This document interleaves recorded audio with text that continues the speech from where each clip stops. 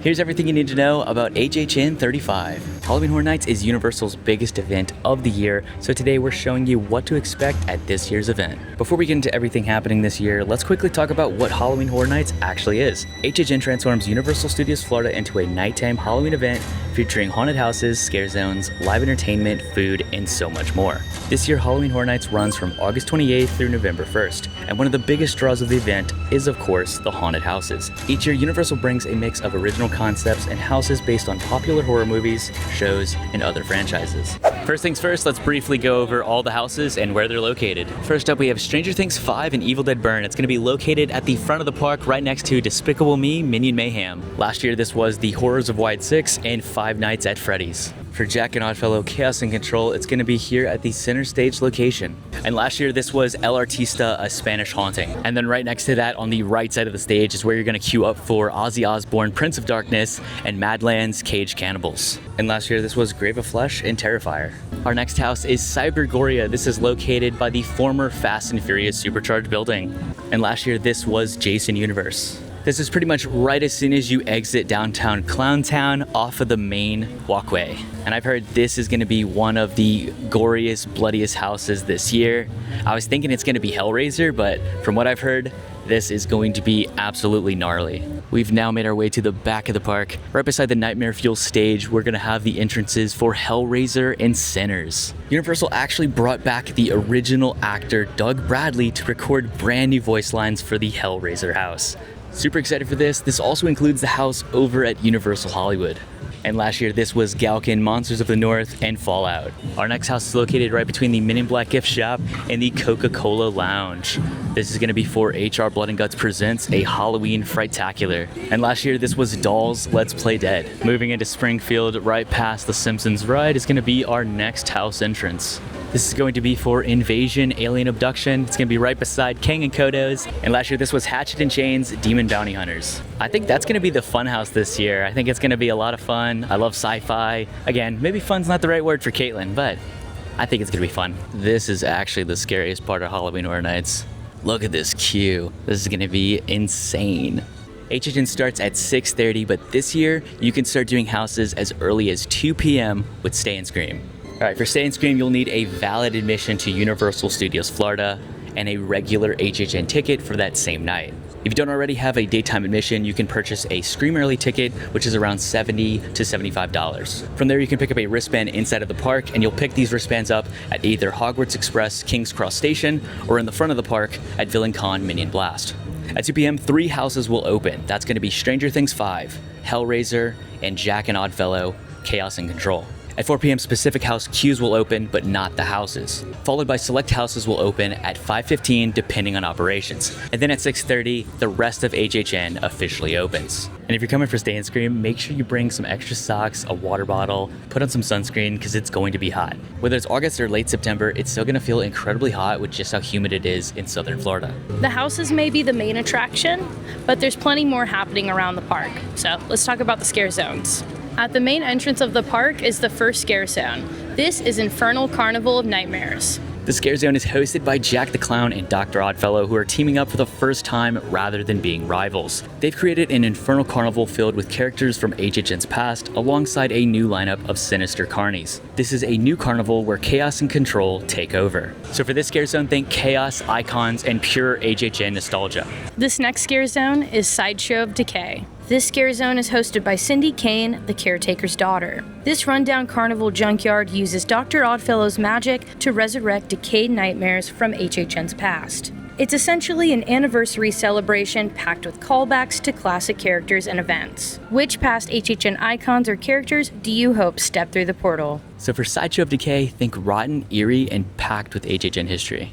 And something I noticed while walking through this scare zone is this swan. This has gotta be a callback to the Terrifier house that featured a similar looking prop. This next scare zone is gonna be epic.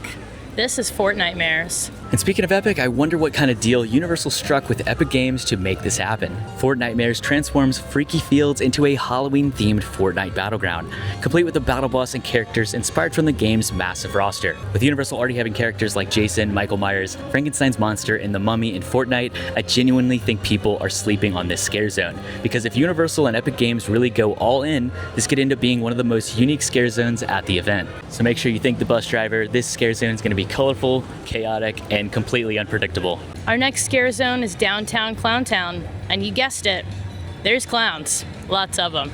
According to Mike Aiello, this is a concept the team have been sitting on for over a decade in the making. Downtown Clowntown takes over even more of New York City with a massive collection of killer clowns. You'll find Art the Clown from Terrifier, killer clowns from outer space, and plenty of original sinister circus performers.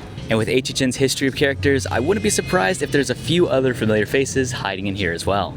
For Downtown Clowntown, think zany, ridiculous, absurd, and absolutely terrifying if you hate clowns. And it looks like we're gonna have some guest-activated triggers over here by the Killer Clowns Cotton Candy Cocoons. Wonder what these are gonna do. Looks like two of them are set up. It looks like they have the vacuum. Are they gonna be sucking people up? Oh no. This is gonna be so cool to see this in action. Oh, this is gonna be crazy. This is also where you'll find the Halloween tribute store. Universal always does an incredible job with all of these tribute stores throughout the year. For example, the outer facade of this Halloween store, there's some clown masks, and they were actually featured in this year's Mardi Gras tribute store. So, can't wait to see what's inside. I think this is going to be the best scare zone of this year's event. Looks like we have Chance's Screamery right next to here. Little ice cream cart set up right next to it as well. And that thing absolutely looks creepy. Ugh. And we already have scare actors out. Ah.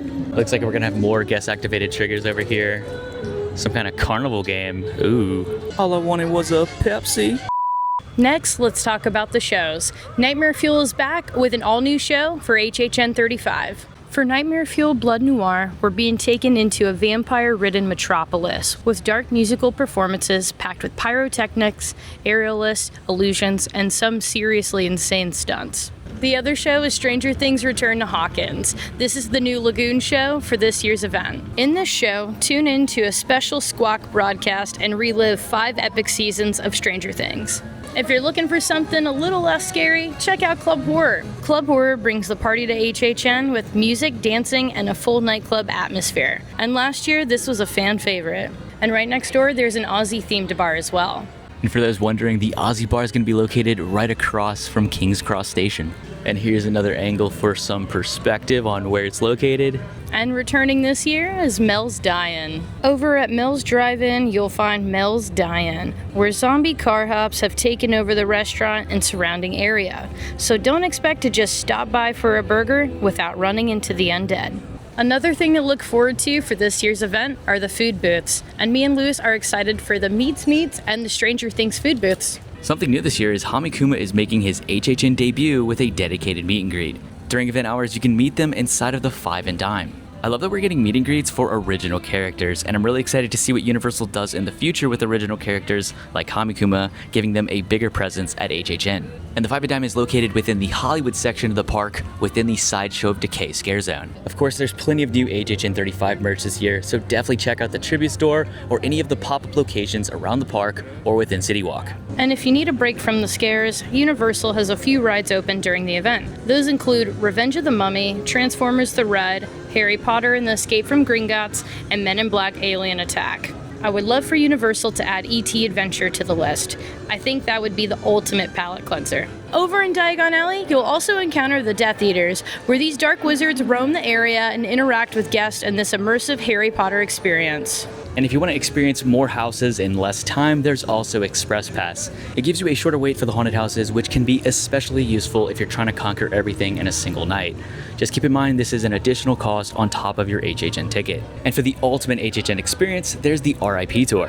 This is a guided tour that takes you through the haunted houses with priority access while also giving you some behind-the-scenes insight along the way. It's definitely the most expensive option, but it's designed for people who want to maximize their night. And if you want to see how these houses are actually made, there's Behind the Screams. This is a daytime tour that takes you inside select haunted houses with the lights on, giving you a closer look at the sets, props, and details you would normally miss. Me and Caitlin are super excited for this because we're going to be taking the 6-house tour, so stay tuned for that. So now that you know everything about HHN 35, how do you actually plan your night? If this is your first time, I'd recommend deciding which houses and shows are your top priorities before even getting into the park. There are 10 houses, multiple scare zones, live entertainment, food, and plenty of other things competing for your time. So more than likely, you're probably not going to experience absolutely everything in one night. So try to pick 3 houses that are must-dos and 1 scare zone that's must-do. If you have Scream Early, take advantage of the extra time to prioritize a few houses first. From there, try and group the houses together so you're not constantly walking back and forth across the park. For those unfamiliar, you technically do go backstage to get to these houses, and you walk pretty far to get there. Not to mention waiting in the queue and getting through those switchbacks, you're gonna do a lot of extra walking that isn't gonna be normal to a regular park day. A common strategy people used in the past is tackling the houses in the back of the park, while most of the guests are gonna enter and flood the first couple of the 5 houses, so the Ozzy, Stranger Things, Evil Dead Burn, Jack and Oddfellow, and then what's the other one? Madlands. So those 5 houses, they do have the biggest show buildings, and they are going to be spectacular. But those are typically where the bigger wait times are gonna be, because all of the more gritty and punchier stuff is in the back of the park though. So it's it's hard to really give that as the what. I'm just scared. Okay. So you're probably not gonna get everything done in one night. It's pretty unlikely that you will unless you take an RIP tour or you get express. It's possible to do all the houses, but you might be skipping out on the shows or something else, maybe shopping for merch. So just pick 3 houses that are must-dos, and then from there, it just feels like bonus points. And make sure you're giving yourself some time to grab food or a drink and actually enjoy the scare zones instead of just rushing from house to house. And for the shows, especially Nightmare Fuel, try and get there early. It's a very popular show that can often hit capacity. And if you're planning on buying any HHN merchandise, don't leave that until the very end of the night. Popular items can often sell out, and carrying a sweatshirt around all night isn't ideal either. So we recommend shopping before the event or making a merch stop later on in your night. And within City Walk, especially the Universal Studios store, you can find a bunch of HHN merch in there as well. And finally, if doing all the houses is your top priority, that's where Express can really change how you plan your night. But if you're going without it, having a game plan before you arrive is going to make a huge difference. And that's basically everything you need to know before heading into Halloween Horror Nights 35. If we missed anything, be sure to leave those in the comments down below. If this video helped you out, be sure to like and subscribe, and we'll see you in the fog. Bye.